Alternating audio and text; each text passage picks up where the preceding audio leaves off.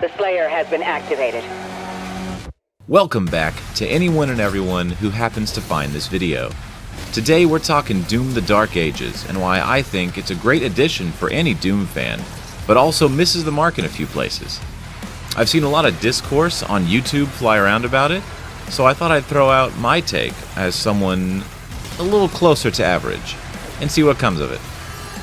I'll be talking through the game's largest successes and smallest flaws, to its smallest successes and largest flaws as time goes on, so feel free to skip around if you're only interested in the good or the bad. Now, let's get into it.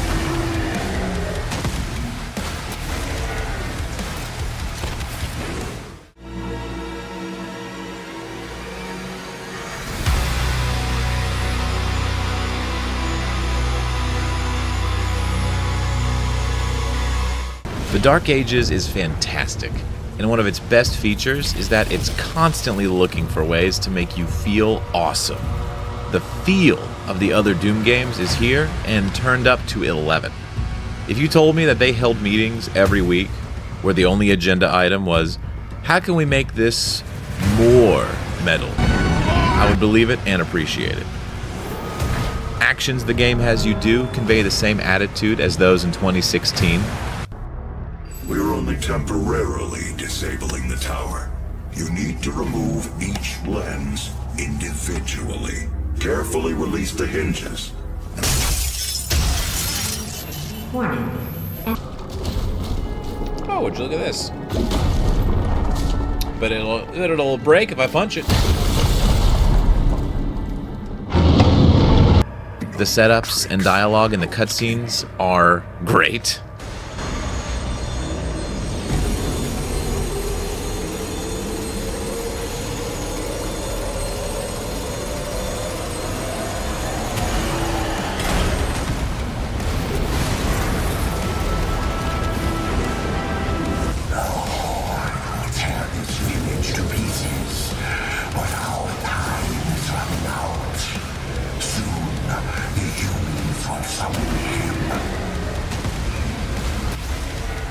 All the power of hell, cowering before one man. It would appear that the Slayer no longer wishes to be detained here. Shield power down to 35%. Should we terminate his life functions? And destroy the Khanmaker's prized possession. You got dragons. You got Atlans. You got chainsaw shields. You got the flail. Like seriously, you can't play this game for more than 20 minutes without the developers making you live out a power fantasy.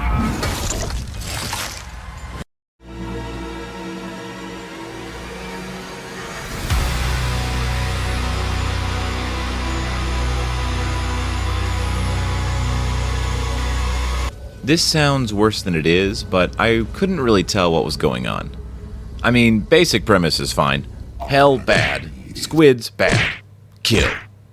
But beyond that, the only thing I could really piece together is that Prince Azric wanted a power that the Sentinels held.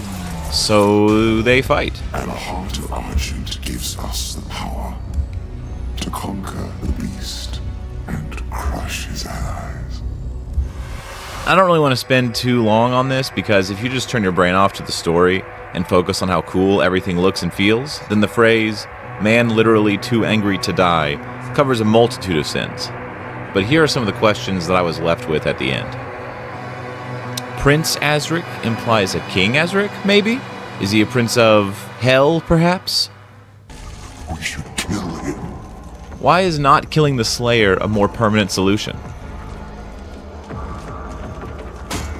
We'll need something more permanent.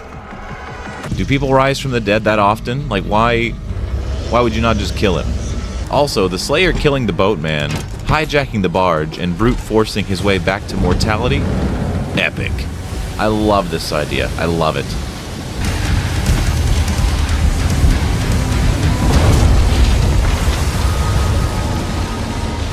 But they were also coincidentally doing some sort of ritual on the other side, so did they bring him back, or did he fight his way back? And is it that predictable that they would do that? So you don't kill the Slayer because you knew that one of those things was going to happen?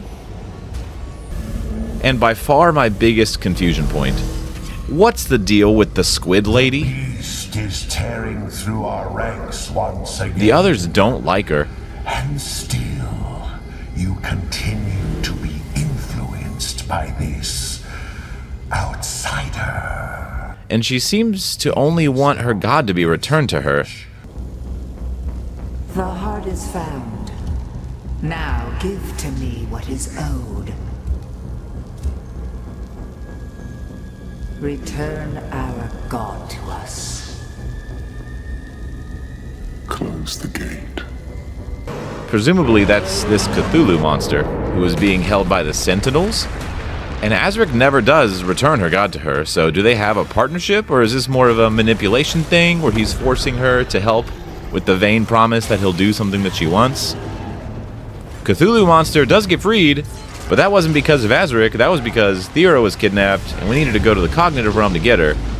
And the only way to open a portal to the Cognitive Realm is to free... Oh, wait a minute, is that an open portal up there the whole time? We didn't need Cthulhu, we already tried just flying into a portal earlier. And wait, why are the demons guarding Cthulhu in a Sentinel facility anyway?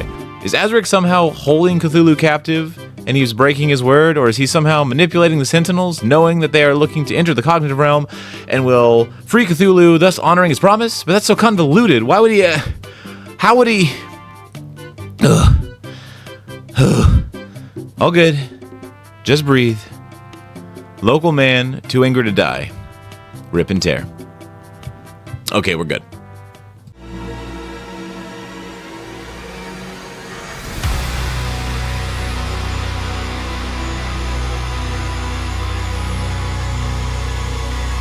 The Dark Ages treads new ground in a few different ways. Most notably for me was how the gameplay loop didn't require you to be so mobile compared to the past games. You still move quickly and can shield bash across the map, so you still have mobility options, but I consider myself more of a casual style gamer, so I really liked the step back from the dizzying pace of Doom Eternal.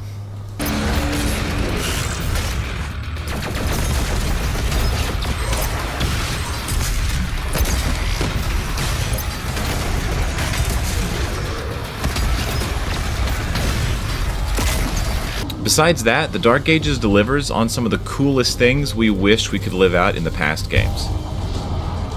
What, one arm?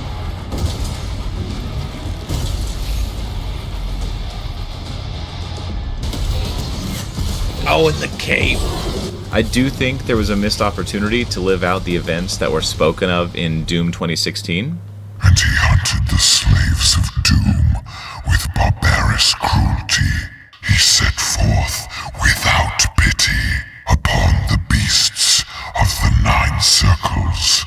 But from the depths of the abyss rose the Great One, a champion mightier than all who had come before. The Titan of immeasurable power and ferocity.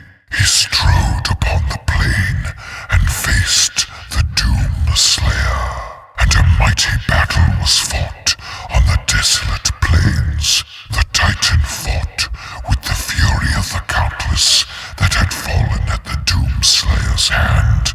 But there fell the Titan, and in his defeat, the Shadow Horde were routed. Playing through the first time, I actually thought it fit super well when releasing Cthulhu, because the game calls him a Titan-class entity. Of Titan-class entity. Once through the rift, you should pick up The Titan? when you find them. Dude, is this following the path of all those like shrines, the narrative shrines you could find in the first Doom?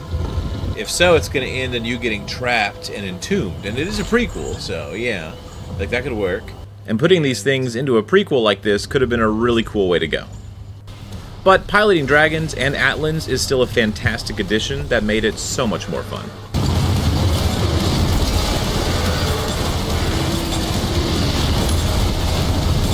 Go on you, siege break the other guy.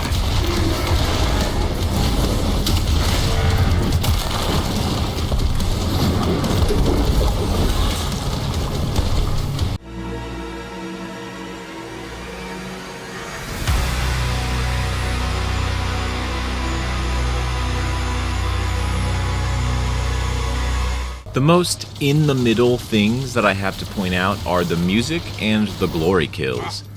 Notably that there are no more glory kills. In the same way that adding in Atlan combat was an amazing understanding of what the player wanted, taking glory kills out is just as amazing of a misunderstanding of what the player wanted. If we're asking the player to stop and play a synced animation for every one of those, it was getting very, very tedious. And we wanted, in this game for you to be able to perform multi-glory kills. That's actually the point of this, is to avoid repetition so you don't see the same kind of animation again and again. They were replaced 90% of the time by just a weird boot kick that you see 1,000 times per run, so yeah, I really just don't get it. The music in the former Doom games reacted not only to when you started combat, but also to the specific actions you did. Glory kills. And I personally thought that was a very game-defining feature that I didn't notice in this one. But the music is still top tier, with my favorites being The Infernal Chasm and When Shadows First Lengthened.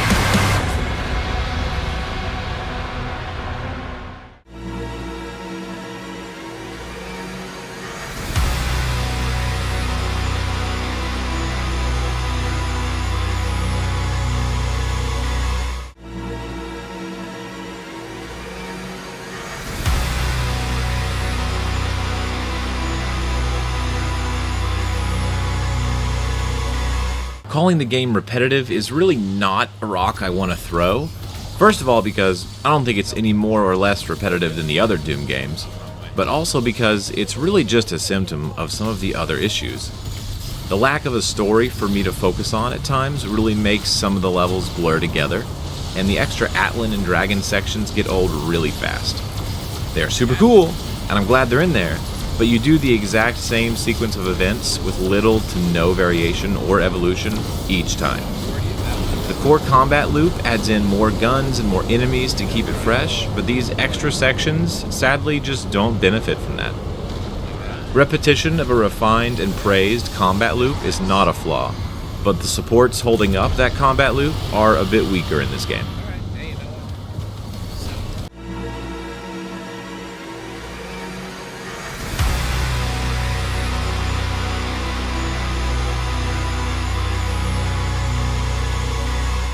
I'm a sucker for a good campaign, man.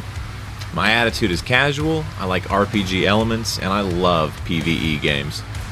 Listen, kid, I think you'd be more comfortable over at that place. Weenie Hut Juniors! This game only has a campaign to offer, but I played through it on Hurt Me Plenty and then again on Nightmare, and it still gave me about 32 hours of entertainment. I love the addition of Pandemonium difficulty, which I might still try out if I don't chicken out again.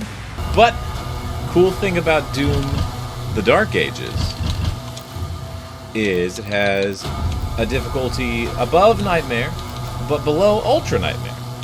Pandemonium. I've completed the other games on Nightmare difficulty, and it sucks, so I'm sweating just considering doing Pandemonium. But, Life Sigils. Oh, wait, allow you to restart a chapter? Oh, I don't know about that. The difficulty is the same level as Nightmare, but Life Sigils can be used to restart the current chapter. Oh, oops, maybe I should have read. A few moments later.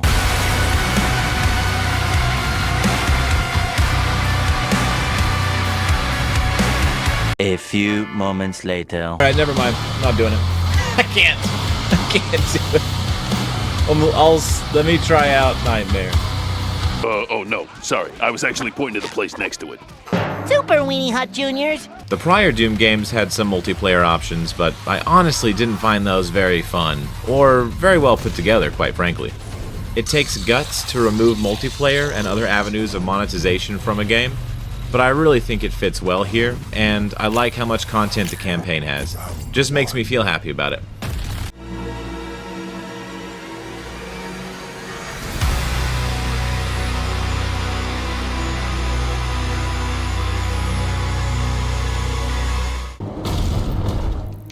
I'm gonna have to get another weapon because the mastery challenges are all done. Alright, I'll stop crying about how I don't use half the weapons. What would I want to try? The chain shot, maybe? This, for me, was the biggest downside and difference between the Dark Ages and the prior Doom installments. The Dark Ages followed suit by having multiple different ammo types and a well-filled out weapon wheel. The skull weapons, by the way, are a great example of the A+ aesthetic of the game. When the sun hits that ridge just right. But I think there were several flaws with the implementation of your overall arsenal. First, the upgrades took a huge dip in complexity. This isn't inherently a bad thing. The young and thoughtful of us might benefit largely from this easier, linear, free of almost all choice upgrade tree. Hey pal, you just blowing from Stupid Town? But when you lose the complex opportunities, you also lose the complex synergies. Best I could get was complementary abilities and not a fine-tuned network of buffs. Second, as I gathered more weapons in the campaign, I felt like I was replacing rather than augmenting my roster of guns. The way it ended up for me was Cycler for shields, Rocket Launcher for distance and armor, and Shotgun for anything and everything else. Instead of a weapon that improved over time, you just got a second and much better gun for the same ammo type, basically negating the need for the first gun entirely. The root of the problem being that almost every gun could work in almost every situation. I'll touch more on that soon, but thirdly, I literally never ran out of ammo. For the entirety of my Hurt Me Plenty run, I could use the same weapon constantly and never have to change or worry about running out of ammunition. Any melee attack just dumps all ammo types at you all at once. And I wouldn't initially think that having ammo readily available is a bad thing, but it didn't take me long to find the large problem brought on by the synergy of the issues I've just listed. And in short, it is this. Nothing in the game was pushing me to use my full arsenal. I never ran out of ammo in a weapon and had to switch to another one until I could get more. I never faced an enemy that couldn't be killed with the weapon I was holding. And I couldn't enter an encounter where my chosen set of weapon upgrades or abilities was a bad match. So for me, that just meant I naturally gravitated to the guns I was most comfortable with. The Shredder, the Accelerator, the Pulverizer, the Impaler, the Chain Shot, the Grenade Launcher, and the Ravager were all cool, but I just never felt like I should use them in any situation. Well, hang on, you've just... No, I like it. This is brilliant. but I like this. This is in part due to your shield also being a weapon and a mechanic that is heavily used throughout the game. But this was for me the biggest thing in the game that caused me to feel separated from the feel of the other Doom games. Aside from some optional challenges, nothing in the game was pushing me to use my full arsenal. So here we are. This was a hard choice for me because, as you now know, there are several things in the game that hinder my enjoyment of it, but it's also such a cool and fun experience, and I would recommend it to anyone who is interested in the Doom games. But in the end, some of the small details I discussed in the music and glory kills, and the use of your entire arsenal of weaponry, is what really elevates the Doom game to command its own genre almost, in my opinion. So with these marks of a series identity missing, I decided to knock it down to B tier.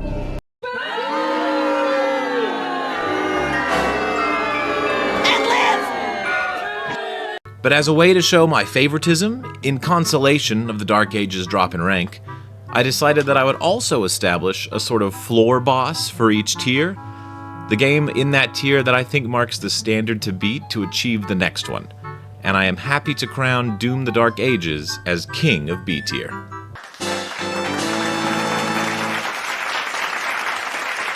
That makes me king! See? See? But what do you think? There's certainly several things I ended up leaving out of this video. There was more perspective from Hugo on glory kills, more limitations caused by the shield that makes trying to do more than one action at once a problem, the awesome sound design, and the list goes on. I make these videos because I love sharing my experience and talking about them, so I'd love to hear what you have to say. But until next time, I'll catch you later.